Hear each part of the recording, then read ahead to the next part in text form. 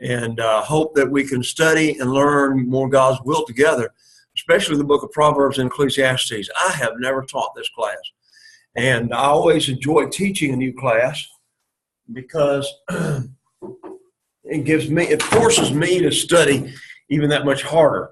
And I have always believed and been one of those guys that firmly believe this with all of my heart, that if you want to learn something, the best thing you need to do is teach it. So, and I found that to be very, very true in my own life, and probably all of you have as well. So that's what I'm trying to do as we do that. Let's go over, before we go any further, let's go over the, excuse me just a minute, there we go. Let's go over the syllabus that you have in front of you. I did send that out earlier today, but even before we do that, let's begin with a word of prayer.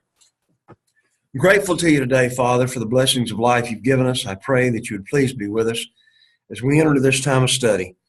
We know that all of your words, Lord, are inspired. We know that you have given us these words to help make us to be what we know we need to be for you. We humbly ask you now to please bless us and keep us in your care. And Father, help us to always put you first in our lives. I thank you for every one of my students. I pray your richest blessings upon them. Whatever trials and tribulations they're facing, Father, walk with them. And Father, help us to be there for them as well. Help us to always do what's right. Keep us in your loving care. In Jesus' name I pray. Amen. Amen. Okay. Now, as I said earlier, this, excuse me just a moment there. There we go. All right, let's close that out. All right, this class is, the rationale is to be an exegetical study of the wisdom literature of Solomon. The problem with is what I'm saying here in this particular class, there's no way in a 13-week class, even though I'm teaching 2 hours for the class, there's no way in the world that we're going to cover every verse and every thought that's brought out in Proverbs and Ecclesiastes. I'm going to hit the high points. A lot of times whenever preachers or teachers try to go at teaching these books, what they do is clump all of these ideas together. So we will maybe spend some time talking about all the passages that talk about the tongue and what we can learn from that, about money, about raising children, about all of these different things. So what we're going to try to do is by no means cover every verse in both books. We're not going to be able to do that, but we're going to try to do the very best we can to emphasize what the Proverbs, and especially Solomon, I believe, tries to bring out in these things. We're going to look briefly at the divisions of the Old Testament. We're going to key in on the purpose of wisdom literature in the Old Testament and examine the Hebrew poetical techniques. And again, we're going to try to make contemporary applications of the book to modern real-life situations. I'm the instructor. There's not that much to know about me. I've been preaching in one congregation now for about 27 years. I've been, before that, I was preaching in another congregation for 5.5, 6 months at one congregation, and another congregation 2 years. So I've been preaching for a little while. Still don't know that I've got it all figured out, but I'm still trying to do the best I can, and let me ask that God uses me in every way that he can. I'm serving now as an elder at the South Cobb Church of Christ, the director here at the School of Preaching. I have been director of Bible camps. Some people want to know somebody's credentials. There's mine. And, I'm married and have 3 wonderful sons and 7 beautiful grandchildren and 1 more on the way. And I could talk for the rest of the time about that. But anyway, I won't go down that road because you're not here to be concerned about my grandchildren, etc. You are here to learn God's word, and that's really, as I said, that's what that's all about. Going further, a little bit further now, you have there on the syllabus how you can get in touch with me. There's my email address, my phone number, my cell phone number, and the church office number. So anytime you need me, give me a call.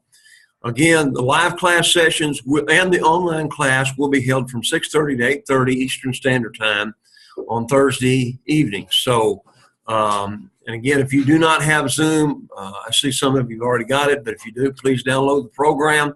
I sent you the invitation a little bit earlier, and this is something very important. If you are unable to attend a class due to illness or work, I will try to record every class, just as I'm doing this one right now, and send everyone a link to the video the day after the class ends. Now, sometimes, there have been a couple of times when I get very busy doing some other work, and it may be a couple of days later, but I will try my best to get you a copy of that video the day after the class ends.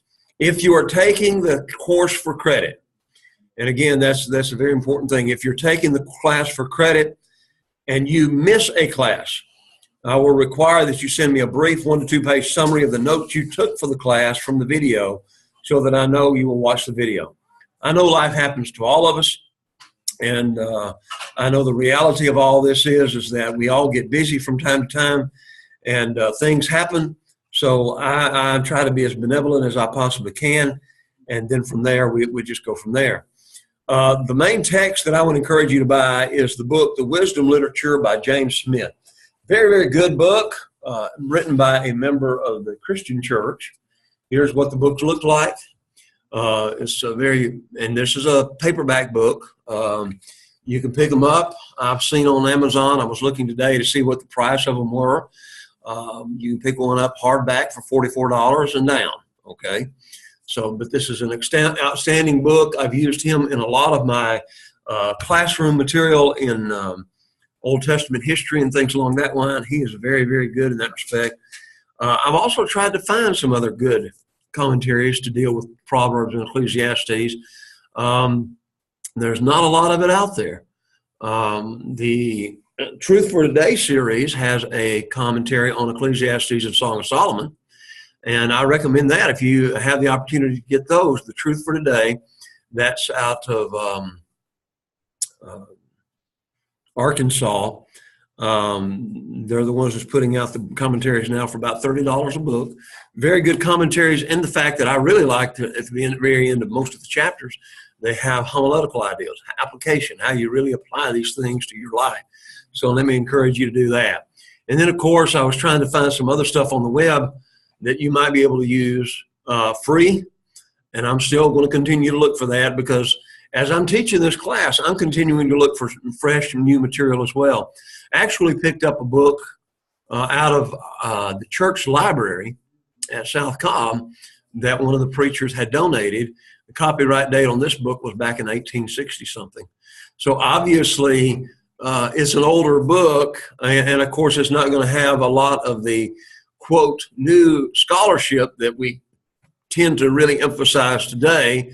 But sometimes, and again, this is my opinion, sometimes I think the older stuff is better because it simply seems like that they spend a lot more time sitting and thinking and meditating on these things to the point to where they were able to use it and, be able to figure out ways to use it and to make the applications. As always, with every commentary, including mine, I'm a man. I'm going to make mistakes. Maybe I won't say it in the best way that I can. And always, always judge everything you read by the scriptures. I always like, as one brother says, I always like how the scripture throws a lot of light on these commentaries. So that's just something that I will emphasize and stress to you again. Through this book, here are your requirements. You are required to read the book of Proverbs and Ecclesiastes through the extent of this course, 13 weeks. It's just 2 books. It's not that long. 31 chapters in Proverbs and 12 chapters in Ecclesiastes. Class attendance and participation is required. We want you to speak up. I'm not here just to teach. I want to hear some things from you. I want to learn with you. If you're taking this class for credit, a term paper of at least 10 pages, double-spaced, with no smaller than 10 or larger than 12-point text. We have to put that in there nowadays. I've had people try to give me stuff 24, big letters. 10, okay, that only takes up about 2 sentences, you know what I'm saying? So anyway, and I'll require that on February the 1st. This paper shall have no less than 6 sources, properly cited from the sources.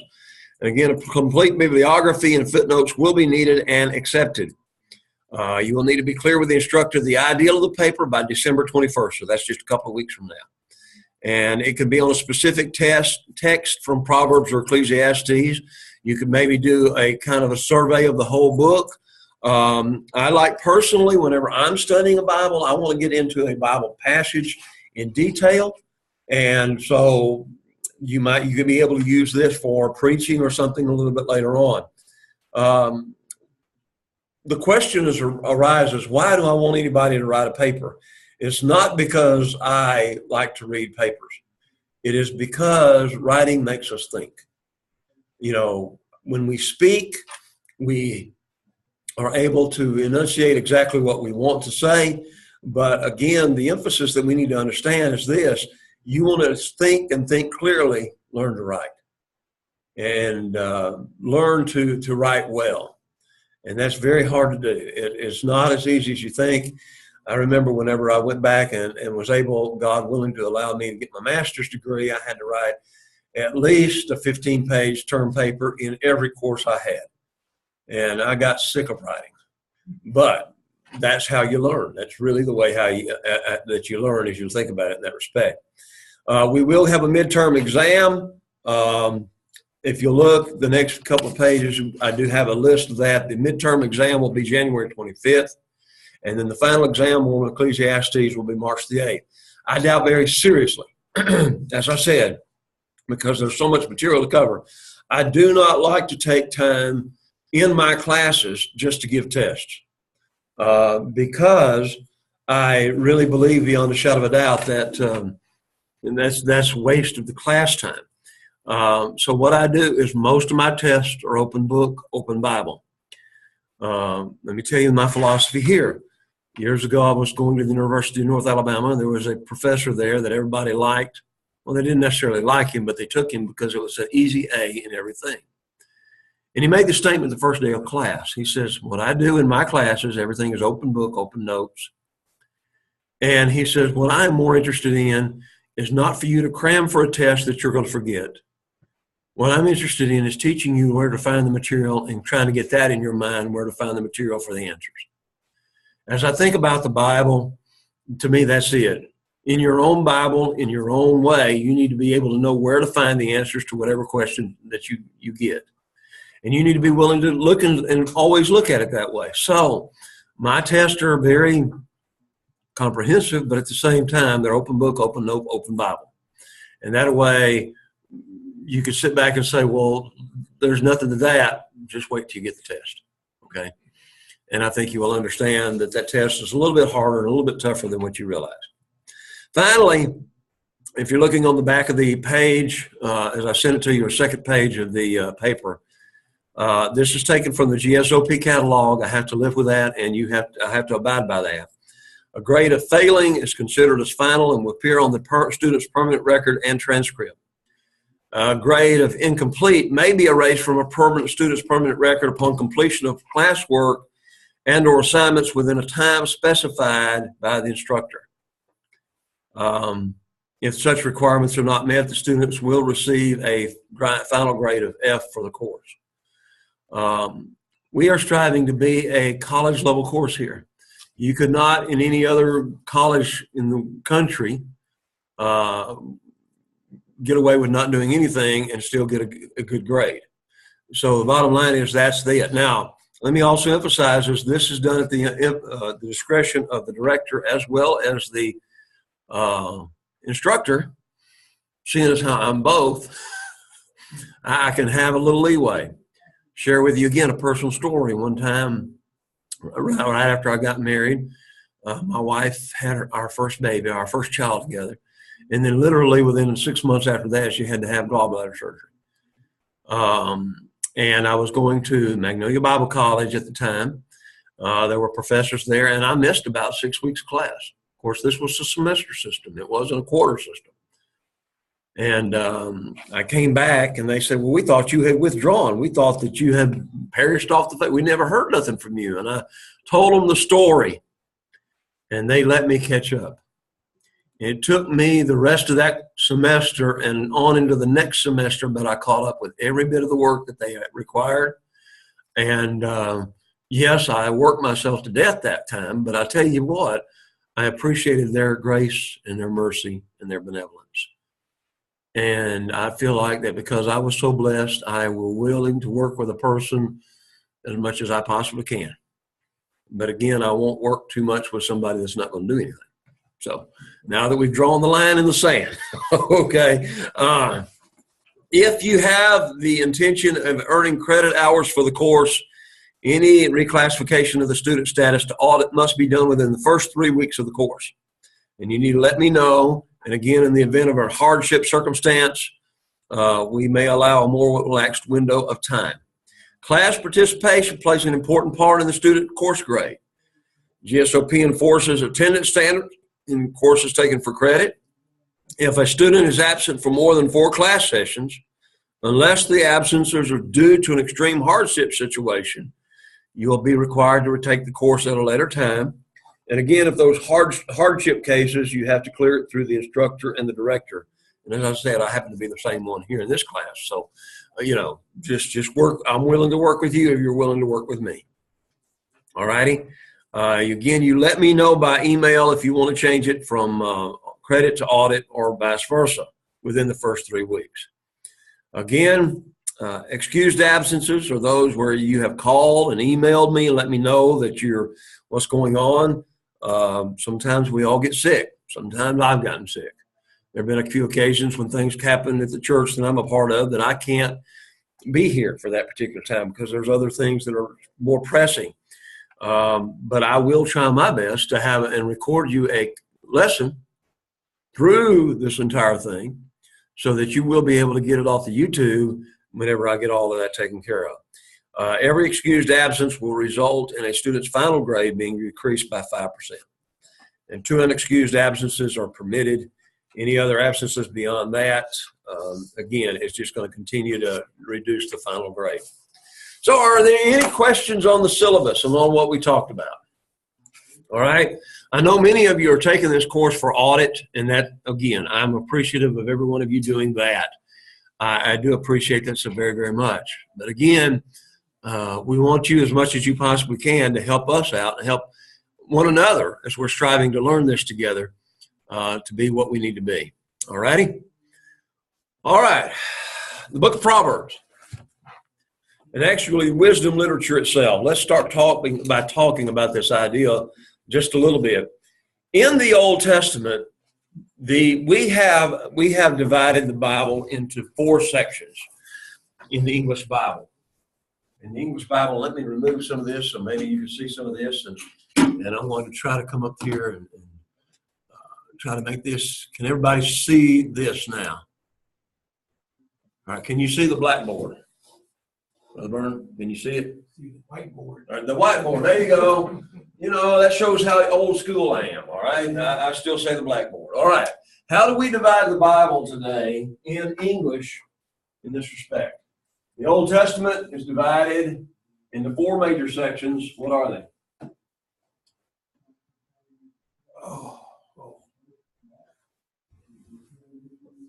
Law. All right, which are the first 5 books, right? The law is the first 5 books of the Old Testament: Genesis, Exodus, Leviticus, Numbers, and Deuteronomy. Then we divide it into what? What's the next thing? History. How many books are there? You go back to fundamentals now. Yeah, I'm getting back to fundamentals, but yeah, we start off with fundamentals, right? Yeah. There's 13 books of history, as we call it. All righty? Then you have poetry. We call it poetry, okay? How many is in that book or section? Go ahead and tell us. 5. Psalms, Proverbs, Ecclesiastes, Song of Solomon, Job. Job is also included there. Job, Psalms, Proverbs, Ecclesiastes, and Song of Solomon are included there. Proverbs? Yes, absolutely. Absolutely. That's okay, brother. Here you are. Here's the syllabus. Thanks, appreciate it. Okay. All right. I went over the syllabus just a few moments ago. If you read through it, just let me know any questions or anything like that. You have my information there. Again, I'm Tommy Tidwell. I'm the director here as well as the preacher at South Cobb and elder and some other stuff. So, all right. So we're getting back to the very basic fundamentals. The Bible, the Old Testament, we divided into 5 major sections in our English Bible. We say the law, which is the first 5 books, Genesis through Deuteronomy. The history books, beginning with Joshua and going all the way through Esther, Ezra, Nehemiah, and Esther.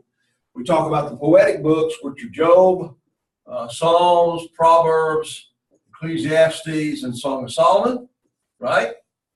And then we have the 4th major division, which we divide into 2, is known as what? Prophecy. Prophecy, okay? Now, we divide the prophets into what we call the major prophets. Right. Now, what's the difference between the 2? Length of the books. Huh? The length of the books. The length of the books.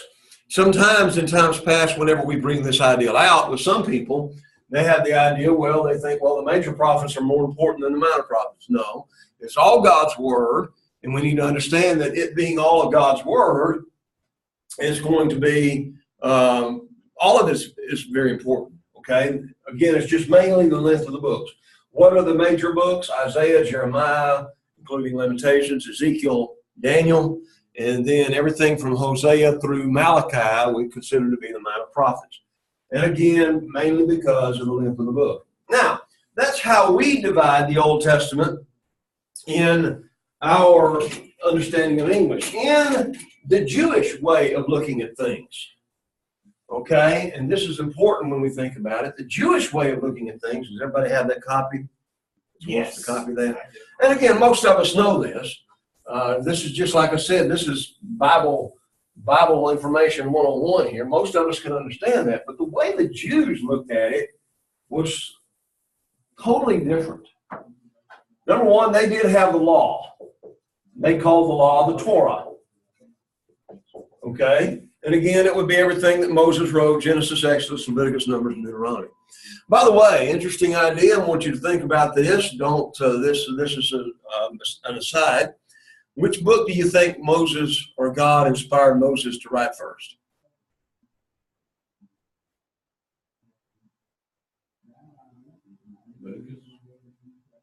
Possibly.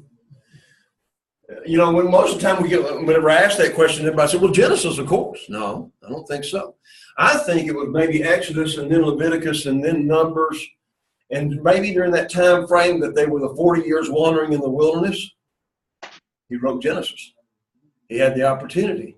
And this, again, is something that's very interesting. This is for another class, the Genesis class. But what was God doing there? If that's the way the books were written, what God was doing during that time frame that they were wandering in the wilderness, they were needing to know about this God that they were serving.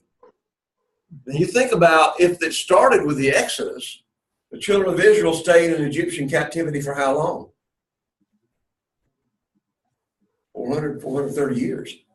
That's a long time. And all they ever grew up with, especially if they were slaves, all they ever grew up knowing was all the Egyptian gods. So what does God do in Genesis? Let me tell you about myself, is what he's saying. And so the entire book is really God's first self-revelation of who he is, what he came to do, and everything like that. But also everything else in this Torah does express, and we need to look at it that way. It's not so much that he's just out there giving laws. He's trying to reveal himself to us. He's trying to tell us who he is and what he does and why he does what he does. So if we perhaps started looking at things that way, maybe it would help us to understand a little bit more of the way it was written and why it was written that way. That's God trying to tell us who he is. So when you start off with Genesis chapter 1 and verse 1, in the beginning, God, well, what do we know about God? He created the heavens and the earth. What does that tell us about God? Well, obviously, he's pretty smart to be able to put it all together. Omnipotence, omnipresence, omniscience. He obviously has all power, omnipotent, to be able to do it, right? So you see, when we start looking at that, and then as you go through the rest of Genesis, he starts describing himself to these different people. Abraham will be in a relationship with him in Genesis chapter 18. He says, shall not the judge of all the earth do right? How did Abraham know that about God? Of a relationship. Yeah. So, secondly, there's a second major thing. Like I said, I can get off on this for a while, but I need to go on. The next major section in the Hebrew Bible is prophecy. Now, this is where it gets interesting. They consider what we all consider the historical books. They consider the historical books plus what we call the prophetic books to be a part of the same thing. They call it prophecy, okay? So prophecy is the historical books that we have plus the prophetic books that we understand. And then the last part of their Bible is what they call writings or ketubim. Ketubim. And this would include, now again, this is again, if you really do a lot of study on this, you find out this is where they're going to put the rest of the books like Job, Psalms, Proverbs, Ecclesiastes, Song of Solomon. Not just those writings, but other writings. The Hebrew Bible ends with the book of 2 Chronicles. It ends with the book of 2 Chronicles. So, whenever we think about this, you have a whole section here known as the writings. Now, when we start looking at this a little bit, this whole idea of writings, I like the word writings better than poetry. Because most of the time when we think of poetry, what do we think? Psalms in a lot of situations, but songs, right? But then I also think about, I remember whenever, and by the way, I'll share with you this, the worst grade I ever received in school was a D in English. And here I am trying to preach, etc. So that's interesting. I didn't like the teacher, all righty? So, you know, you can deal with that. But the thing was, is I never could understand. They would have us read all these poems. And they say, now, what does a poem mean? It means what it says. You know, no, you got to find out some other meaning behind that. You remember the song or the poem Robert Frost wrote it, "Walking Through the Woods on a Snowy Evening," and we had to study that. I said, what's the significance of the snow? What's the significance of the trees? What's the significance of the path? And I'm sitting there. It was snowing? I don't know. Somebody actually asked him, supposedly, before he died. And what were you thinking whenever you wrote that song? What was the symbolic nature of it? He said, there was no symbolism. I was just walking through these words on a snowy evening, and it just came to my mind, and I jotted it down. And I'm sitting there thinking, if that's what he said he thought, why do I have to come up with something that's not there? We do the same thing when it comes to what we call poetry in the Bible. We try to look for symbolic hidden meanings. And a lot of times, especially as we look in the Proverbs and Ecclesiastes, it's just very simple truths that means exactly what it says. And so as you think about it that way, I like the way they're emphasizing that in that respect. It emphasizes rather than it being poetry and our mind getting this other idea, these are just the writings that God wants us to know. So as you start thinking about it that way, you have Job in here. And what is Job the story of, by the way? As we start looking at these writings, Job and Psalms and Proverbs, etc. About suffering. Right, it was about suffering. You could actually, think about it for a minute, you could actually take the first 3 chapters of Job, and there would be a huge bunch of lessons that we would just get from the first 3 chapters. But everything from chapter 4 to chapter 40, right, everything from chapter 4 to chapter 38, is where Job and his 3 friends are what? They're talking. Yeah, they're struggling with the whole idea of suffering. And the whole book is about, why do the righteous suffer? Had Job done anything to deserve it? Absolutely not. His friends come to comfort him. Before it's over with, what are they doing? What have you done? Yeah, what have you done? They're condemning him. In fact, toward the end of it, they will say, we know that you did this, this, this, this, and this. And he says, prove it. Take me to court. He will, as he goes through here, he will spend a lot of time. He will refute his friends, but he will also call God. God, take your hand off of me. Let me get my breath. Let me have the opportunity just to breathe. And God, I would love, and this gets kind of bordering on, I won't say it's blasphemy, but it borders on arrogance. God, I'd like to take you to court, and I'd like you to show me what I've done wrong. Very end of the book, God finally speaks. And what does he say? Chapter 38, 39, 40. Oh, that's when you run down who he is. That's right. Were you here when I established the earth, set the foundations? Were you there when I put the heavens up there? Were you there? And as he asked, like a machine gun, he's asking question after question after question after question after question. And why did he do that? Job, you don't know what I'm doing behind the scenes. You don't know what, and you really don't have the right to ask me or to question why I do what I do. Now, I don't know about you, but I think a lot more of us need to read that book from that viewpoint. Because there's a lot of things going on behind the scenes that we're not aware of. We go to the book of Psalms. The Psalms, we call that sometimes as what? The Old Testament songbook, right? And again, it is. And as you read through the book of Psalms and these writings, there is this poetic idea through there. And again, it's not the idea so much of finding rhymes.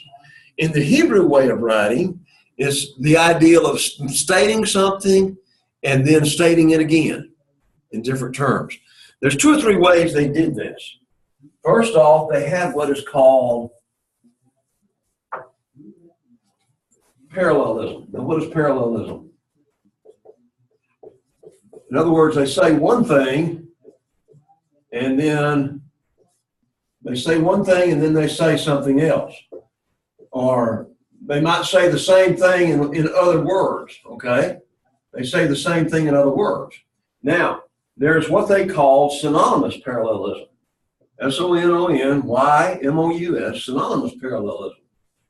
Which means, and you find this a lot in the Proverbs, where in essence what they're doing in this case is he says one thing and then he turns around and says the same thing again, only in different words.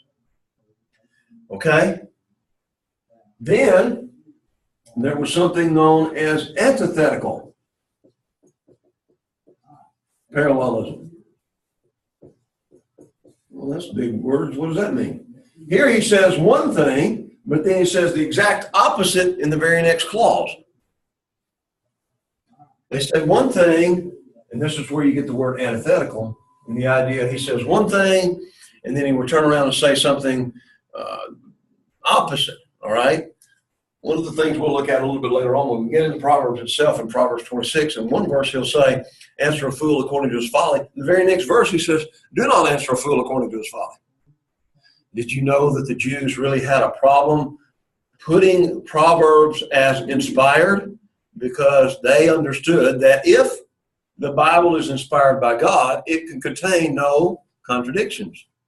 And then when you had those 2 contradictions right there together, it was like, wait a minute, we're either A, going to have to find an explanation for this, or B, Proverbs doesn't belong in the Bible.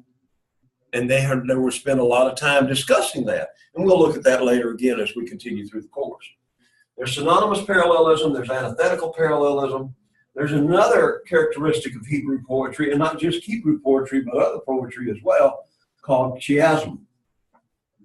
Chiasm. And what they'll do, and I didn't realize this until just a few years ago that there was this idea. He'll start off with a point, and then there'll be a subpoint, and then there'll be another subpoint, and then there'll be another subpoint, and then there'll be this big point, and then they'll make another subpoint, come back this way, come back this way, and come back this way.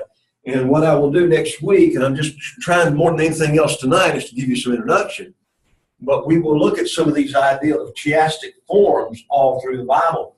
How, and again, this main point is what he's trying to get at. So everything, he starts off making a statement. This statement builds upon that one, that one, that one, and here's the main point. And then it'll come back down and again come back to the point that he made up here. And everything is focused on that center passage. And it's amazing that they were able to think that way and do things that way. So it's a chiasm, is again what this is called in this respect. So this is where we get a lot of this. This is where it's not like poetry as we understand it, but this was their way of thinking. This was their way of writing things down. So as we meditate upon that a little bit, think about the idea as we go a little bit further now. Let's go to the ideal of the Proverbs itself, all right? What is a proverb? Tough question. What? A simple question. It's a tough one. Do I now? I said, even though it's a simple question, it's a tough one. It is, right. Is it a saying? Okay. That's a very, yeah, we say that.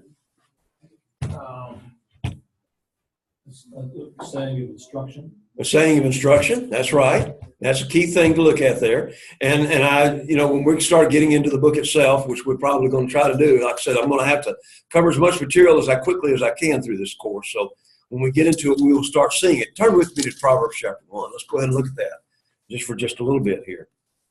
The first 9 chapters of Proverbs is mainly written as it was as a father talking to his son.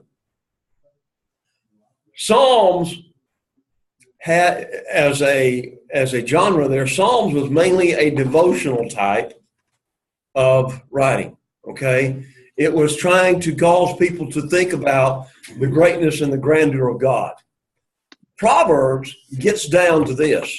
It's trying, if you look at from what he says in chapters 1 through 9, he wrote down these sayings to help his children know how to live life.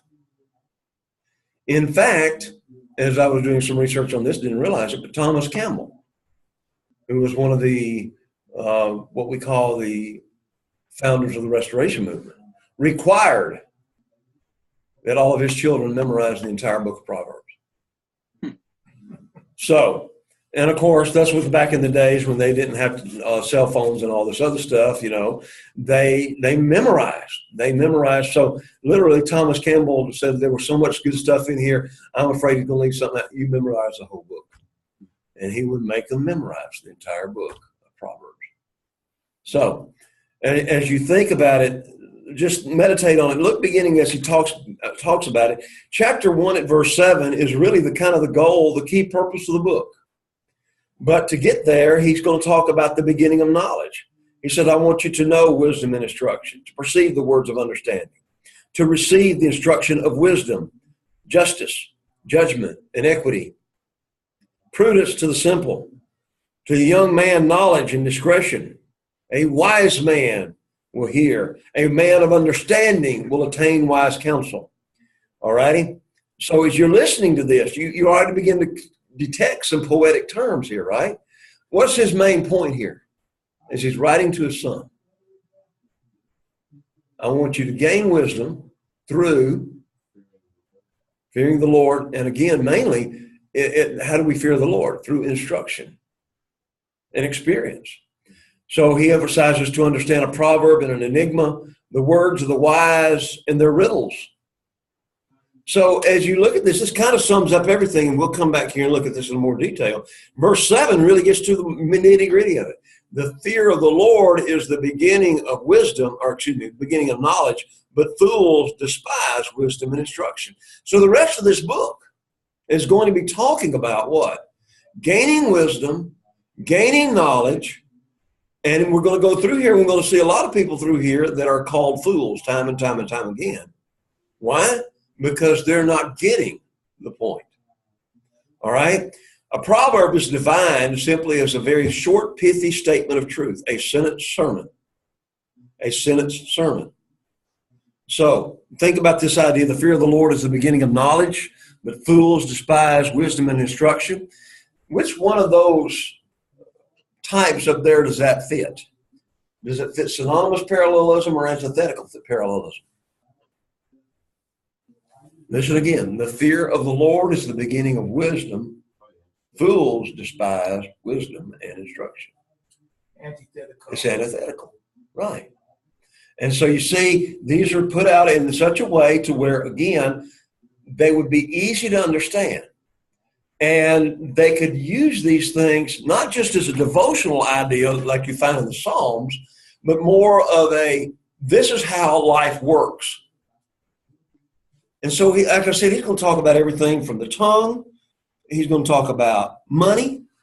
He's going to talk about honoring father and mother, why we should honor our father and mother.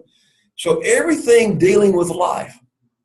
Now, I will go ahead and say this, and I will repeat it again as we're continuing through this study. But let me emphasize, you cannot absolutize. In other words, you can't say that these proverbs fit every situation. In other words, you can't say this.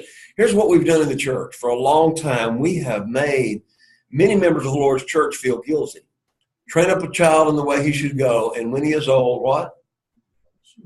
He will not depart from it. Well, that you can't absolutize. In other words, you can't say that's absolutely the truth, because why? There's some other factors that come in there, right?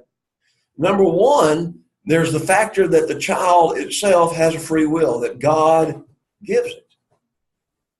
So you've got to factor in that. So if I train up the child in the way he should go, and he will not depart from it, I can't make that as an absolute truth, because that will of that child may be totally different. In other words, so what we've got to learn to do is example, and we've made many parents feel guilty forever about this, right? Think about it. We make them feel guilty because, well, if I did something different. Now, true or false, all of us that are parents know that we've made our mistakes all through the course of life.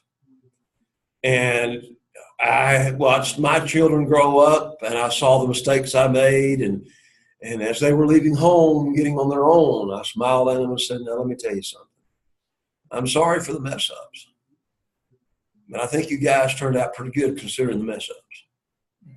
You're going to make mistakes. You're going to make mistakes in your marriage. You're going to make mistakes raising children. You're going to beat yourself up about it. You're going to sit back and say, boy, I wish I had a redo over there. But you got to realize that you only get one chance at it. That's why you need God's help. So, again, we a lot of times have taken passages such as Proverbs 22, made it the absolute truth and made people feel guilty about it when we shouldn't. So that's part of the problem. It all depends upon a person's will. It also depends upon the person and how they were brought up. Does mom and dad have a great deal of influence on them as they're growing up? Absolutely. But you look at our culture today, by the time they're 6 or 7 or, by the time they're 2, they can run an iPad better than any of us. And they could get to the YouTube page there where they want to watch their videos just like that, quicker than we ever could right now. So right now in our culture and in our world, we are facing an even greater struggle, because at this very young age of 2 to 3, we used to say it used to be just television, but now it's everything on the internet. They're being exposed to everything on the internet right now. Yeah. And so now we're going to be fighting even that much harder, stronger battle down the line and trying to teach them godly morals. Because let's also be honest. I read many years ago, one of the directors of the Federal Communication Commission, and I want to say this is back in the 1950s when television was just coming on the scene. And he said, what, television is a vast wasteland of junk. I wonder what he'd say about it today. You see what I'm trying to say? So, yeah, it was true. And so we're dealing with all of that. So here was a time when parents could take the Proverbs, instill this into their children, and their children could grow up and be productive members of society, as it should have been. But still, you're still going to have the wayward child that's going to be what? It's going to have to do his own thing somewhere down the line. How do you interpret that scripture properly? I mean, how should it be taught? I think the way you interpret that particular scripture is this: train up a child in the way he should go. If the parent is very smart and very wise, he's watching and he's seeing the child and seeing the child's strengths and weaknesses. And so you get them in a situation that you are helping them build their strengths and helping them deal with their weaknesses. So For example, if the child, I talk about my 2-year-old granddaughter. I've got a 2-year-old granddaughter now. Her name is Bailey. The girl already knows all of her ABCs. She can count to 20, no problems. And I'm talking, she's just 2 years old. That's all. She's 2. A lot of this is because we're watching what she's watching, and she's getting this material, good stuff off the internet. That the ABCs. She will sing. She has the last few days. She has sung Jingle Bells up one side and down the other, and she's only 2. She's only 2. But you look at her strengths. You look at the things that she's good at. She's a very small child. She has a baby sister that's 10 months old. And the 10-month-old lacks 5 pounds to weigh as much as the 2-year-old. The child is very small. So, she's going to have to deal with that smallness for probably the rest of her life, unless God decides to put her through a growth spurt. And again, but you see, what do you do now? Now, because she's going to be so small, she's already feisty. So you kind of help her to at least stand on her own 2 feet when she needs to. But at the same time, and as we interpret that passage, you see her strengths. You see her weaknesses. Help her cope with the weaknesses. Help her build on her strengths, and she'll be a productive person in society. Yeah, we had a Bible study yesterday in my congregation, and we were talking about family values and way with kids. And somebody threw that out there. Right. And I've always thought, had a hard time understanding that, okay, and they shall not depart. The offers don't come back. That's right. And that's the point. We have made our parents feel guilty, but again, we have not factored in God giving these children free will. And these children, if we help guide them in their making of their choices when they're younger, then when they grow older, they're pretty well going to make the best choices. Or if they do go astray, they're going to know that what? If they get back on the right way, this is the way of prosperity. And what I mean by prosperity, spiritual growth, being what God wants and expects of them to be. But if we don't teach them that, then they're going to be part of the members of society that thinks the world owes them a living. So I guess the way you can look at that is that they've been taught it. As long as they've been taught it, whether they practice it or not, they can't be part of what you've been taught. Right. You have it there, whether you use it or not. Right. But it's still there. You can't be part from what somebody's giving you that you have in your brain. That's right. That's the only way I can see it, because I've been for years trying to understand that and wrestling with it. I said, but I know families, kids grow up and they ain't turning back. Right. Right. As of yet. That's right. So there's something to be thought about in that respect, and thought and considered in that respect. So as I go through here, and you'll hear me emphasize this again, we can't make them an absolute. This is guidance in, there is going to give us guidance because we're following what God says. But as adults, we know there are gray areas, right? We know that not everything's black and white as much as we might want it to be. And again, as we think about it, that's what we need to help our children to understand. What is truth? What is expected? What God wants and what God desires. All righty? Now, as I said, 1 Kings chapter 4, verse 32. Y'all need to take a break. It's 7:30. What we might do is I might just continue to go on and let class out about 15 minutes. How about that? All right.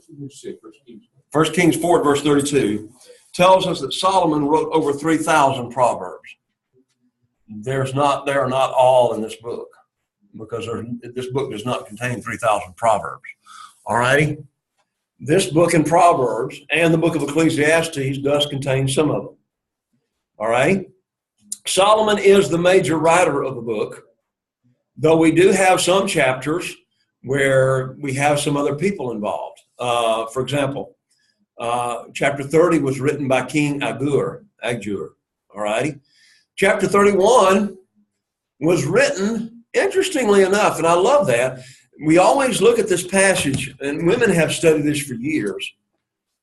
women have looked at Proverbs 31, and they always talk about the quote Proverbs 31 woman, right? They actually have a book out there called the Proverbs 31. There's one, my wife has a copy of it. The Proverbs 31 Woman and Other Impossible Dreams. Because obviously written by a woman says, there's no way you could do that today. But if you look at the context of this, chapter 31, verse 1, the words of King Lemuel, the utterance which his mother taught him. So it's interesting, the first 9 chapters of this book is instruction from fathers and mothers to their children, trying to guide them. The very last chapter is an instruction that the mother of King Lemuel taught him. And she then talks about who can find a virtuous wife. So she describes for this king, this is the kind of woman you need to be looking for whenever it comes to getting married. Wow. So it's mama talking to son. Mama talking to son. Isn't that interesting? Not too far from what happens today. It shouldn't be, but sometimes, again, moms and women can tell a lot of things that we men seemingly are blind to a lot of times. Yeah, with that also, the family today, you got a lot of absentee dads. That's right. And so all of that comes into play as you continue to think about it and meditate on it. All that stuff comes into play, looking at it from that viewpoint. The book is quoted or alluded to some 32 times in the New Testament. It's quoted or alluded to some 32 times in the New Testament. All righty? Now, again, the ways that they would teach at that point in time was this. The Oriental method of teaching was constant repetition. Repetition, how do we learn today? We often say it's repetition, repetition, repetition. The more you read it, the more you read it, the more you read it, the more you study it. So their Oriental way, the East way of teaching is by constant repetition of wise and practical thoughts in a way that would stick in the mind. So as we read through the books, we're going to see how some of them, are going to be just, some of them are funny. We're going to look through these and we're going to see, they're kind of hilarious to me, the way he comes out across with them. But then in others, he's very, very serious. So again, it's just constant repetition of wise and practical thoughts in a way that would stick in the mind. Do you know what a lecture is? What? A lecture. Lecture. Yeah, a lecture. Kind of like what I'm doing. It's just a one-way dialogue. In a lot of situations, yes. One person defined a lecture as this. A lecture is where man gets up and speaks, and he's not thinking about what he's speaking, and those that are hearing him are not thinking about what he's speaking. It passes through both minds without anybody thinking about anything. Okay? Now, the Orientals, they say, no. You repeat it. You say it again and again and again. There's a lot of validity for us to emphasize the idea of Bible memorization. The Bible here in this proverb would be a great thing, again, as we're trying to teach our children and children's children in this respect. The main part of the book was written to a son of Solomon. Now, how many wives did Solomon have? 700 wives and 300 concubines. That was 1,000 women. I believe a lot of those wives were what we call treaty wives.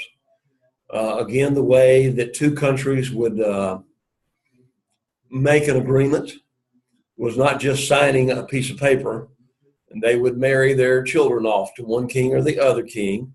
And there was some wisdom in that, because if you married, if I was the king and say Jerome was the king, and I married your daughter and sent my son to marry your daughter, and you sent your son to marry one of my daughters, what would be the chance of you attacking me or me attacking you? Well, with that, there's a trade-off. Yeah, there's a trade-off. That's right. Because when you look at Solomon taking on all these wives and the baggage that comes with that. That's right. That's right. Okay. We are in the basement, so the lighting, but you're right there. But there's that involved. It was a deal to seal a treaty, and that's why I call them sometimes treaty wives. But you think out of all of these wives that he had, think about this for a moment. How many sons and children does he have? We don't know. The Bible never tells us how many children he had, except to tell us the name of one son who was Rehoboam, who took over after Daddy died. And what happened? Well, because of Daddy's sins, 1 Kings chapter 11, the kingdom was split shortly, very shortly after Rehoboam takes the throne. But that's the only son that we have a mention of in the entire Bible out of all of these wives. Maybe that's why you don't hear Solomon fighting as much as David fought. And you see again, there's the key in there. So the main emphasis is for that son to gain wisdom. Okay, so that's what I was going to ask. The main part of the book was written to Solomon's son. Is that what Right. Okay. To a son of Solomon, with the main emphasis for that son to gain wisdom. Now, what we're going to find as we go through the book and we look through all of this is we will key in on the idea that these are all virtues of wisdom, but we're also going to see some parts of the book were gathered together by some of Hezekiah's scribes. So they would gather some more of it together. In chapters 1 through 9, again, extols the virtues of wisdom. And then throughout the rest of the book is bits of wisdom throughout the rest of the book on every possible thing that you could possibly imagine. Now, there's some things that are very interesting. As you look through this book and as you key in on it a little bit more in that respect, you see some things. This book says nothing about worship and sacrificial worship. Absolutely nothing. This book says nothing about Israel's past or fate, good or bad. It says nothing. Absolutely nothing. There's no devotional material in here. Unless you consider passages such as chapter 1 verse 7, the fear of the Lord is the beginning of wisdom. No devotional material. What does that mean? No devotional. In other words, it's not like Psalms. Psalms is mainly devotional where we're thinking about meditating upon God. He does emphasize the ideal of God having an impact upon people's lives. But again, the majority of the book is, okay, God, the fear of the Lord is the beginning of wisdom, right? Let's talk about how it really actually applies in real life. Having this respect for God and his law, let's talk about how this really applies to real life. And this is what makes this book so interesting. And again, in that respect, one person said this is God's how to do manual, how you live life. Yeah. How to live life. Getting along sensibly in this life while at the same time pleasing God. The bottom line, don't make a move without God. Yeah. And again, it has to start with a healthy respect of the Lord. Where does that start? Where does the respect for God start? In the home. We can't get around. As an elder, and others that have been elders can testify, a lot of times parents come up here all jerked out of joint because y'all ought to hire a youth minister to take time with our children. I understand their point. I understand, but who has the main responsibility in bringing these children up? It's not youth ministers. The Bible class program, no matter how good, you may have the best Bible class department in the Lord's church in the world and still lose kids. 1 hour a week. It's not going to cut it. Not when they're going to school at least 6 to 8 hours a day, depending on, most of the times, let's say 6, and they're hearing all this other stuff. And then they come home and spend the next 2 to 3 hours either on the iPad, the iPhone, or television. Well, what I hear from the kids in our congregation, like I spend some time with some of the younger guys, like 8, 9, and 10, I take them to movies and stuff. The parents say, well, can you spend time with my son? Because he's acting up. So when I get with the kids, they tell me what mom's doing. And the kids, they'll spill the beans. They'll tell you everything's going on in the house. So I'm like, oh, okay, so it's like this. So mom pushing the kids off, trying to push the kids off the men in the congregation. Mm-hmm. The kids let you know what's going on at home. Right. Another thing about that, we can spend time with the kids and we can mentor them. However, if the environment doesn't change, Right. then it's not. And you could speak to this perhaps better than anybody, but again, thinking about it even in the black culture, what is one of the biggest problems? Absentee fathers. Absentee fathers. Let's just be honest about that. And so as But with that being said, though, and I understand what you're saying, Mhm. that said, though, look at some of the great leaders in the New Testament. Mhm. Talk about the teachings of their mother and grandmother Right. and whatnot, too. So Mhm. it seems like it would go full circle that we're back to your point, which I thought was a really good point, is that train up a child the way you should go, Mhm. and he will not depart from it. You actually brought up a great concept. I thought maybe I missed it, but I thought you talked about departing from the training, Mhm. not necessarily To depart from it, leaving, yeah. but the training is there, Mhm. and it will never leave you if Mhm. you train them up. And that- Anyway, I know that's probably not what you want to do. That That's okay. But That thought came up just by sitting here talking about it because I'm trying to understand it, Mhm. because people, they throw that out of there, and it's like open-ended. You throw it out there, okay. But what's the end result? Because the kids don't always come back, so but the training never departs. The training never so, departs if you get it in their hearts and in their minds. Yeah. And at the end of the day, if they lose their souls, then what? They can't blame anybody but themselves. Like all of us.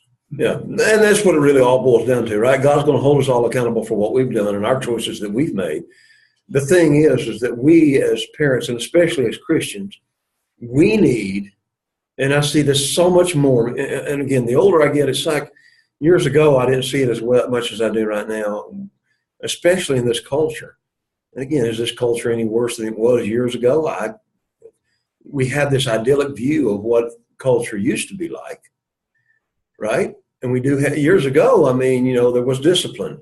You could keep doors unlocked. The kids could go out and play, and they played they roughhoused, but it wasn't just getting, the only exercise they got there was their thumbs from playing a video game. It was exercise, Yeah. Let me share something with you. I was just a couple of weeks ago talking to my 22-year-old son, and me and his mother are divorced, and I tried to, keep a foundation outside of the home, and it's hard, So I'm trying to teach him about family values, being a father, and he told me, he said, well, this ain't the Brady Bunch or the Partridge Family. And again, that was the idyllic view years ago. Yeah. And again, and why? Because culture as a whole agreed with that. But look what happened. Now it's no longer the Brady Bunch and the Partridge Family. It's the Housewives of Atlanta, or or all this, or especially cartoons, the most dysfunctional families they could ever possibly come up with. The Simpsons. Really? Oh, yeah, that's good role models. Thank you. Appreciate that. Go back to the 60s when it started. And that's when a lot of that started. Of course, you had his father. Mm-hmm. There was a black program called Julia, and she was a single black mother. You had, of course, you had his father. He was a single father. Right. And when you look back, it was a sitcom, it was television. Right. But when we sit here now and look at the reality of it, it is reality now. Right. And it's the norm. That's right. That wasn't the norm. It was a television program about isolated situations that are now norm. That's right. And then think about even how it's being pushed even further today. I was reading one of my shows, the Disney Channel, and you think most of the time the Disney Channel, especially Disney Junior, stuff like that, you think, no, they're not going to do this. But in a recent episode of Doc McStuffins, which is Disney Junior stuff where this girl is taking care of all the toys in the neighborhood. It showed of this one view where this child's toy was tore up and she took the child back home and she was there with the child's two mamas. Oh. And now you are teaching children 2 or 3 years old. That's the norm. And that's the Disney Channel? That's the Disney Channel. Disney Junior. I saw it with my own eyes. I'm not making this up. I saw it with my own eyes. Believe it. And I said, no more in this house. It's not happening in this house anymore. Okay, so you see the point. And I guess I'm getting somewhat a little bit paranoid because I see it more and more in a lot of stuff that I never did see before. In Disney channels, you know, and we used to think Disney was the most pure and you know, Mickey Mouse, stuff like that. We'd laugh at the coyote and stuff like that, the bombs, but we also knew it was it wasn't real, right? We understood that, but now it's like we can't show that stuff from years gone back. We've got to emphasize these agendas that we want to push. So if we in the church, coming back full circle, if we don't do a better job teaching our parents to teach their children, the Bible school department is not going to solve it for them. The preachers and the elders will probably have to deal with the problem somewhere down the line. It's really dependent upon, and that's what the Proverbs is about. A parent or parents teaching their children what life is all about. Mm-hmm. But then you have to, what they say, hit the nail on the head. Right. Not so much to teach the parent, to teach the child, but you have to get the parents straight. Right. I mean, their lives straight. That's right. So you have a generation growing up in dysfunctional families, and now that's the only thing they know. And so now they're having children by leaps and bounds, and what are these children going to grow up knowing? Mm-hmm. Daddy's not at home. We've got 15 kids living in the house. Some of them was from one daddy and another one from another daddy and another one from another daddy. And you know what I'm trying to say? Oh, yeah. And our culture has created that. We have to. Again, how do we change culture? One person at a time, one moment at a time, preaching one at a time. That's it. That's the only way that's going to change the world. Jesus said it's like a little leaven leavens the whole lump. Now what's happened is, I think, and we'll get back to Proverbs here in just a second, but what I think's happened is the world has used its leaven on us rather than us using the scriptures as leaven for the world. We're buying into the wrong stuff. So we need to get back to this. And again, this is what Proverbs is all about. Again, the book mentions Solomon himself. Now, Solomon reigned from 971 to 931 BC. He reigned for about 40 years. The book does mention Solomon as the author of the contents. Chapter 1 and verse 1, the Proverbs of Solomon, the son of David, king of Israel. Again, later on in chapter 25, some of Hezekiah's men is going to add some more to it. In 1 Kings chapter 4, let's look there real quickly. 1 Kings chapter 4. 1 Kings chapter 4, verse 29. This kind of sums up the kind of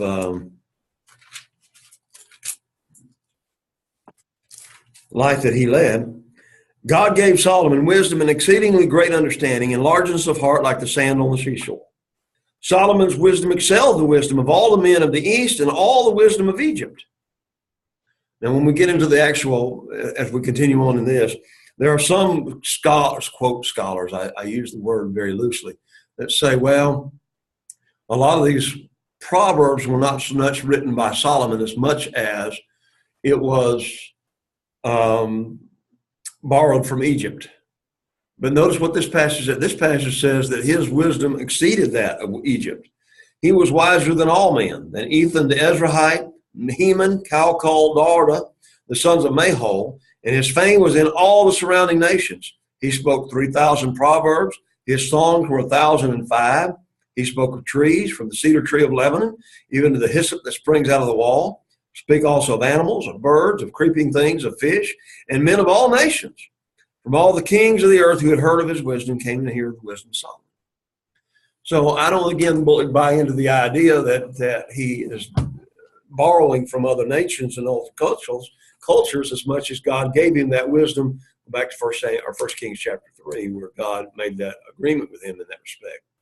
So again, we're going to read about trees and birds and birds and reptiles and all. Okay, not much of it, but we're going to find some of it.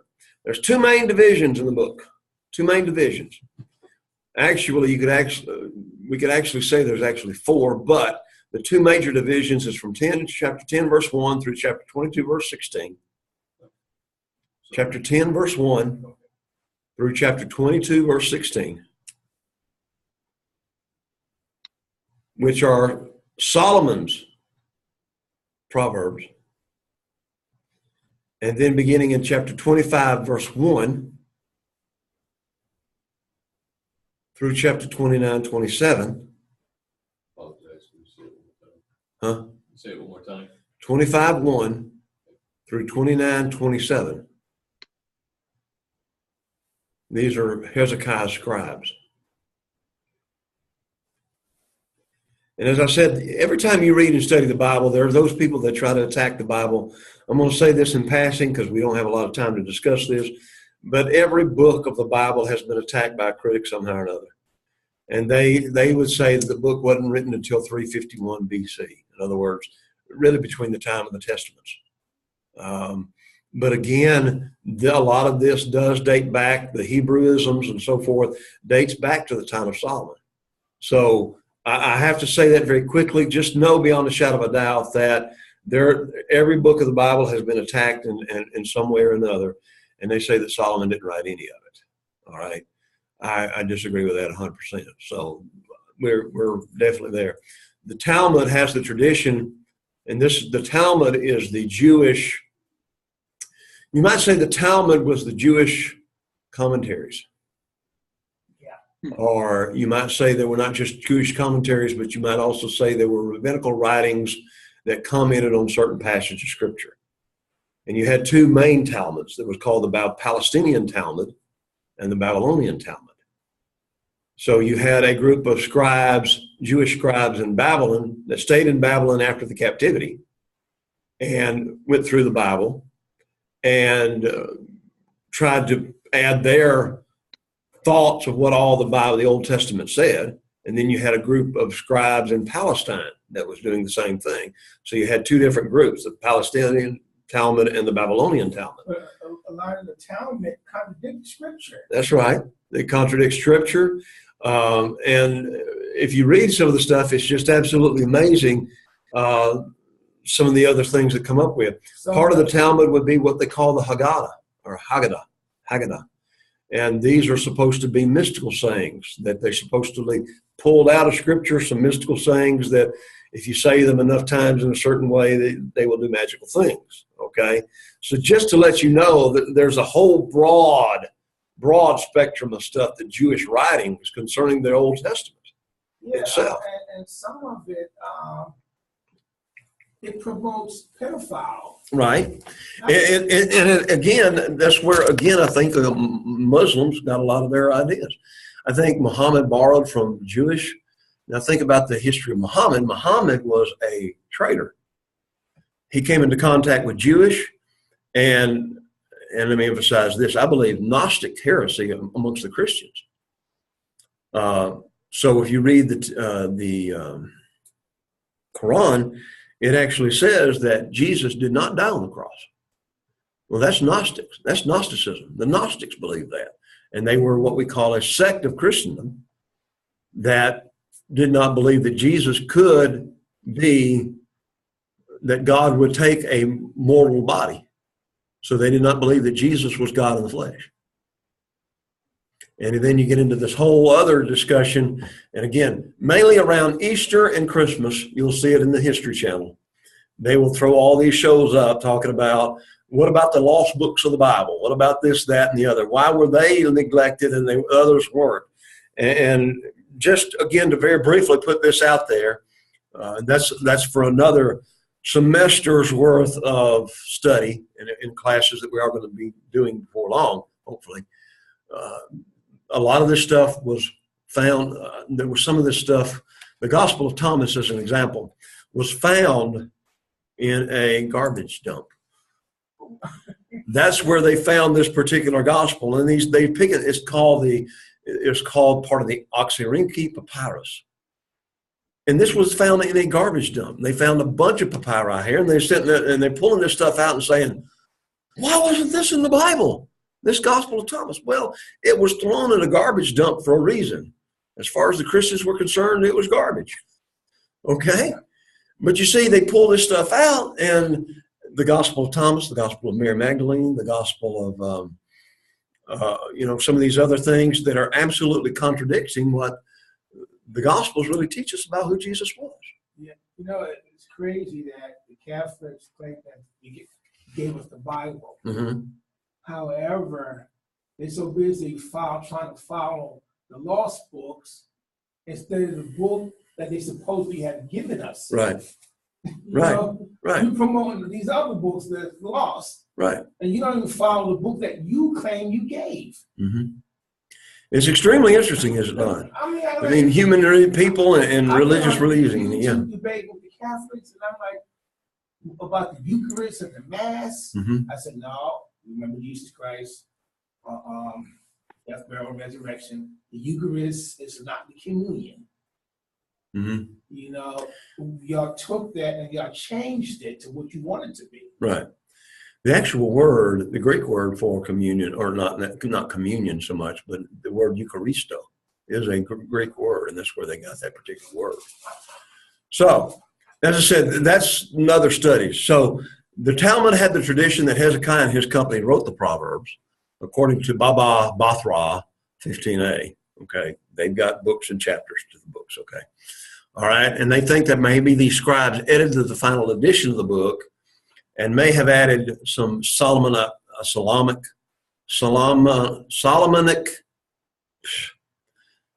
Proverbs that Solomon wrote that was not part of the original tradition. Okay, Solomonic. All right. 4 of the Proverbs from the first section in Solomon that Solomon wrote appears in the second section. So they were not going back through there and rewriting them all over again, but you will find 4 of them the same way. And I think, again, scribes knew of an earlier collection of Proverbs, and they produced this second volume to be placed alongside the first. Now, what does that say to our inspiration? Well, you think about it in this respect. We often make the point that Mark was not an apostle of Jesus, that Mark probably as a gospel, we often call that in a sense, because Peter and Mark were such great friends, it may very well be that Mark's gospel is really what? Peter telling him what was going on. Then you have Matthew and Luke. Luke was what? Luke was a Gentile. And so where did he get his gospel? Obviously by inspiration. But he also starts the book off by saying what? These are things that I looked into. These are people I talked to. He was the consummate historian. He got history and dates and places exactly right. So we can't argue the fact that, again, by inspiration, God could have inspired Hezekiah and these scribes to finish this collection of the Proverbs. And again, I have no problem with that whatsoever. All right, there's also a couple of sayings. And I'm talked about the 2 major divisions of the book. There's also 2 batches of sayings from a group called the wise men. Okay? And this section is found in chapter 22, verse 17. Chapter 22, verse 17 through chapter 24, verse 22. 22:17 through 24:22. And then picking up with 24:23 through 34. So there's 2 different groups there. And again, these are Proverbs that probably already existed in Solomon's day. But again, Solomon may have, by inspiration of the Spirit, brought them into his own collection of Proverbs. Okay? What was the second set of verses? I'm sorry. 22. No, I'm sorry. I go fast sometimes, and I apologize about that. So keep telling me to slow down. The first group was 22:17 through 24:22. And the second group was 24:23 through 34. Okay? Not chapter 34, you mean verse 34? So Chapter 22, verse 23 through verse 34. Right. Very good question. All right, there's two batches, as I was saying. Then there's the oracles from Agur, chapter 30, verses 1 through 33. Agur, the son of Jacob, is mentioned in chapter 30, verse 1. And here's another interesting idea. Some people think that Agur may be just another name for Solomon. Okay, so some people think that. Others, again, think that Solomon was the one that selected this material from Agur, A-G-U-R, and added it to his collection. And then Proverbs 30, verse 15. Proverbs 30, verse 15.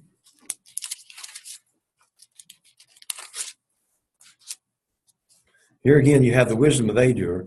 And then he says, the leech has two daughters, give and give.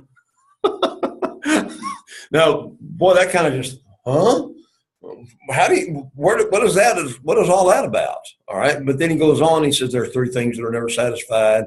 Four never say enough: the grave, the barren womb, the earth that is not satisfied with fire, and the fire that says enough.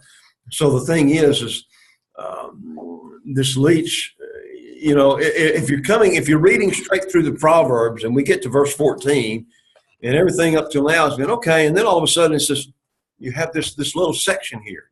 The leech has two daughters, give and give.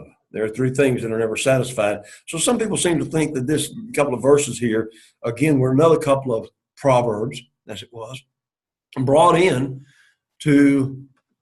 because, and again, obviously the Spirit is inspiring all this to come in here together. So let's always remember that. Let's never go back and sit back and argue with that. But again, you see this ideal of the three things, and the four. So you go on, look in verse 18 of Proverbs 30. There are three things which are too wonderful for me. Three things, verse 21, that the earth is perturbed about. Verse 24, there are four things which are little on the earth. Verse 29, there are three things which are majestic in pace. So you see, it seems like a group of sayings from verse 15 through the end of chapter 30. That again, some people think was, again, obviously the Spirit inspired them to get in here. But again, it was material that just you're really sitting there, where did this come from? Because it doesn't sound like anything else we've read up to this point in time. It sounds like it's written by or comes up with by somebody different. Okay? Any questions? Okay. Just reading it as you were talking through it. Right. And again, whenever you read through the book, when you get to chapter 30, just kind of remember that and think about how all of a sudden, how everything just shifted right there. There's just a whole shift in thought. And then, so understand that's where it comes from.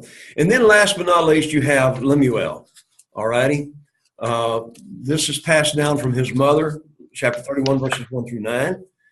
Again, and I like this because as you emphasize this passage is talking about how kings ought to behave. In chapter 31, verse 4, look at this. He says, it's not for kings to drink wine, nor for princes intoxicating drink, lest they drink and forget the law and pervert the justice of all the afflicted. Give strong drink to him who is perishing, and wine to those who are bitter of heart. Let him drink and forget his poverty and remember his misery no more. By the way, I have actually read where somebody has taken Proverbs 31, verse 6 and tried to make an argument that we are supposed to give alcohol to somebody who's dying. Okay. No, this is, again, a proverb saying, look, when somebody's perishing or those who are bitter, he's saying you give that. Is he actually condoning the use of alcohol? No, because otherwise he would be contradicting what he said earlier in Proverbs chapter 20, verse 1, and again in chapter 23. I think it's sarcasm. And you see, that's some of the things that we also, I actually got up one time and taught in a Bible class at church that there was some sarcasm in the Bible, and said, some of the brothers said, what are you talking about? There's no sarcasm in the Bible. God wouldn't use sarcasm. Yes, he would. It's a legitimate literary device. Sarcasm is a legitimate literary device. And of course, we think of it in a very negative sense now. But, I think that Jesus uses sarcasm. Whenever he talked about, for example, Herod, he said, go tell that fox. There's a little bit of sarcasm there. But it's also a very strong literary device, and it also tells us exactly how he looked at Herod. He looked at him as a wily person that you can't trust, no more than you can trust a fox, right? We often say a fox in a hen house. So by Jesus just using that very simple phrase, he used it sarcastically. So are we going to condemn Jesus for his use of sarcasm? No. But again, it doesn't fit our thinking. We don't think that Jesus could do that. And yet sometimes the greatest lessons ever have been taught have been through uses of ways other than just simply narrative. Different literary devices teach different ways, does it not? So the bottom line is we're talking about this book. Who wrote the majority of it? Solomon. And then there's some other stuff in here. The date of the book and the authorship are very closely tied together. As I said, there's one critic that dated it to 350 BC, but probably it was written during the time of Solomon, which would put it anywhere, like I said, from 971 to 931 BC. Okay? There have been many from extra biblical literature.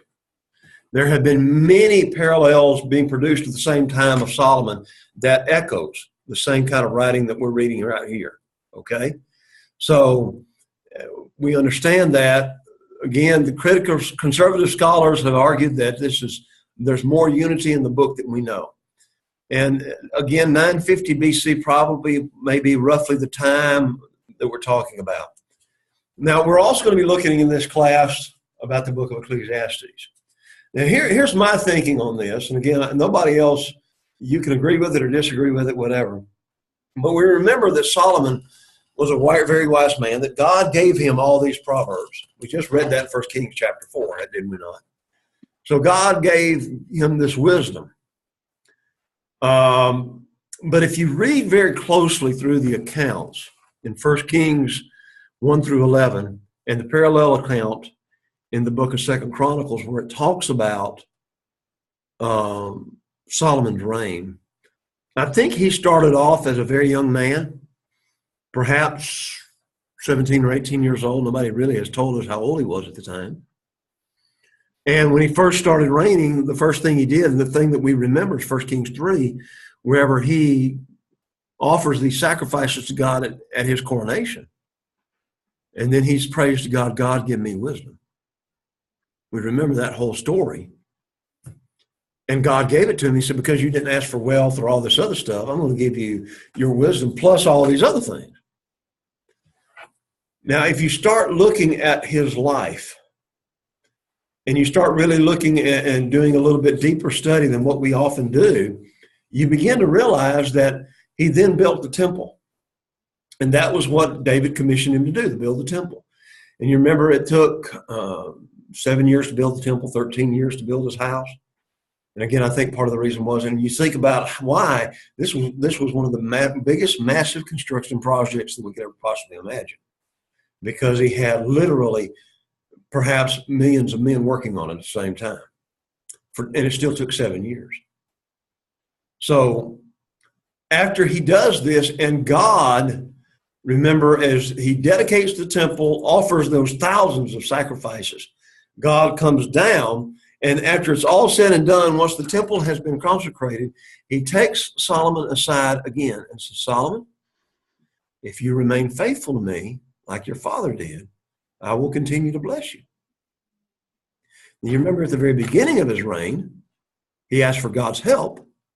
Now, whenever the temple was completed, God is still reminding him, you need to continue to be faithful to me.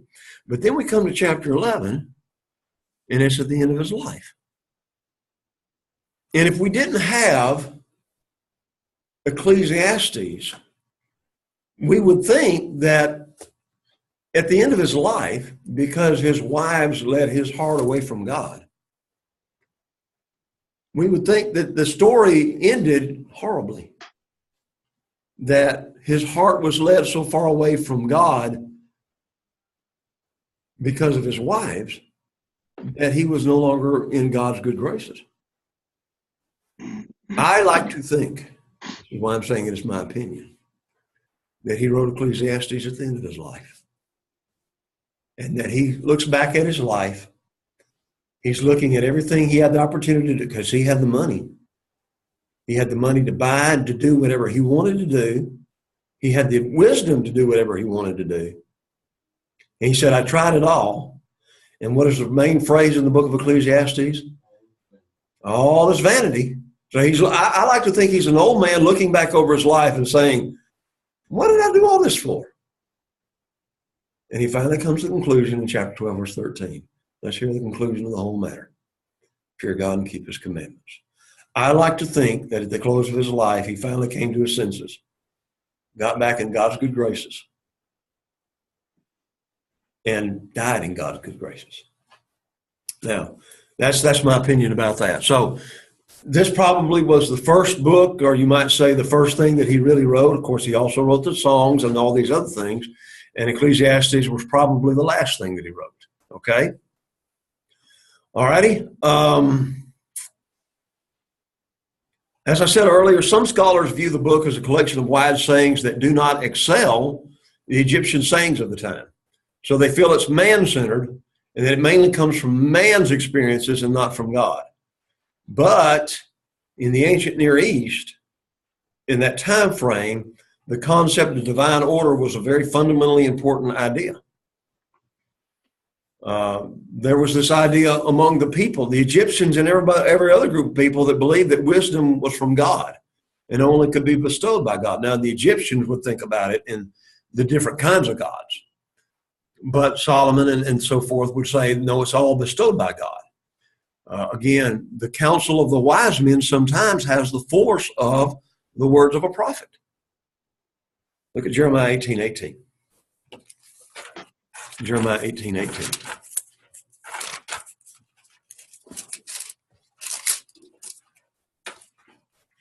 I hope this is the right one. 18:18. It says, come and let us devise plans against Jeremiah, for the law shall not perish from the priest, nor counsel from the wise, nor the word from the prophet. Come, let us attack him with the tongue, and let us not give to heed to any of his words. So they're making this plan, and Jeremiah's prophesying. He says, look, we're not following the older wise men, so let's attack him. We're not going to give heed to any of his words. And this is where Jeremiah, in this particular case, says, Lord, listen to them. Fight for me in this respect.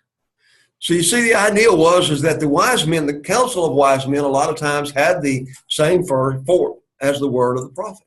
Okay? All right. So when we look at Proverbs, when we look at Ecclesiastes, the authority of the Proverbs comes ultimately from God. This wasn't Solomon coming up with this. This is God coming up with this. And again, it starts off chapter 1, verse 7. The fear of the Lord is what? The beginning of wisdom. I haven't asked any of you to do any memory verses in here, but I think you do need to memorize that one. Hint, hint. Maybe on a test. Hint, hint. Hint, hint. And also Proverbs 3, chapter 3, verses 5 and 6. Trust in the Lord with all your heart. Lean not on your own understanding.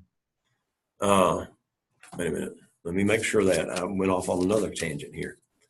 Proverbs chapter 3. 3.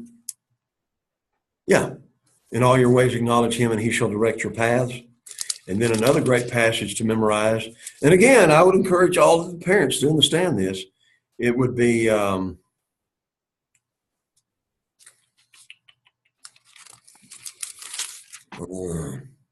when I get there to it, I'll emphasize it. Okay. All right. Canonicity. What does this mean? What does canonicity mean? How do we know that it should be in the Bible? Well, again, the Jews revered this book.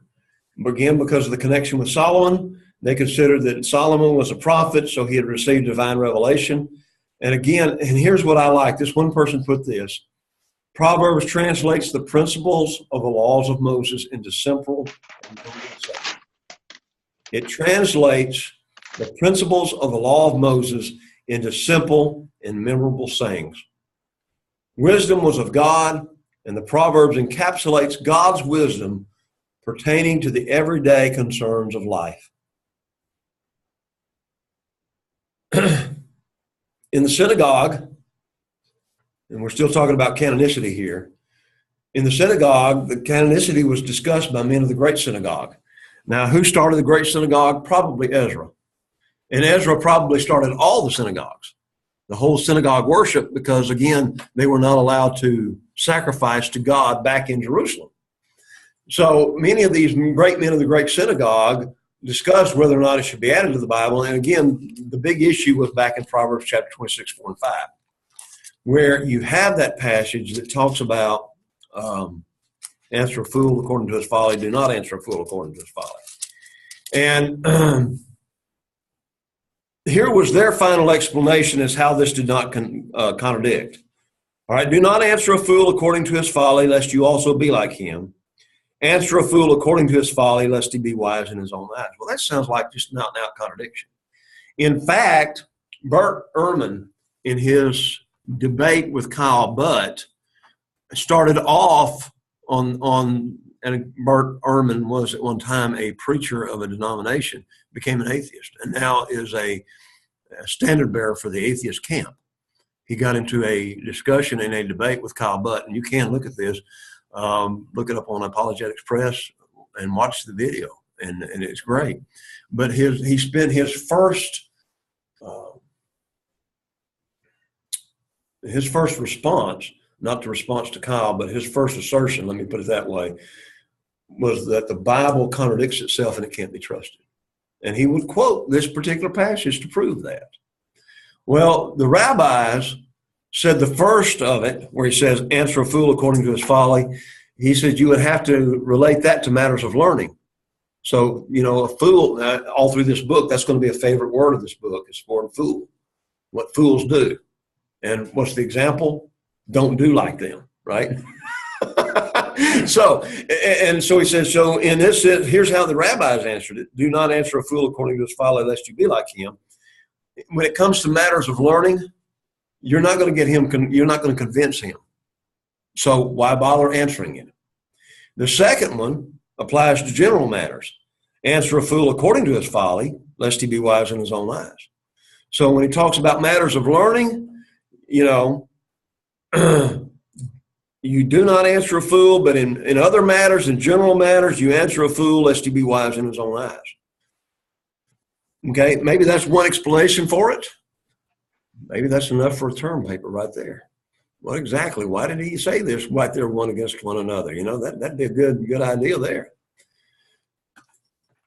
Josephus, in his book Against Appian, testifies to the structure of the Old Testament in the first century, 5 books of the law, 13 books of the prophets, and 4 books of hymns to God and precepts of human conduct. So even Josephus in the first century AD testified to Proverbs being a part of the Old Testament. So this was in the first century AD. All right, in the church, Jesus loved this book. He did. Look in Proverbs 30, verse 4. Are you referring to Ecclesiastes or Proverbs or both? To both. Okay. To both. Okay. Proverbs 30, verse 4 says this: who has ascended into heaven or descended? Who has gathered the wind in his fists? Who has bound the waters in a garment?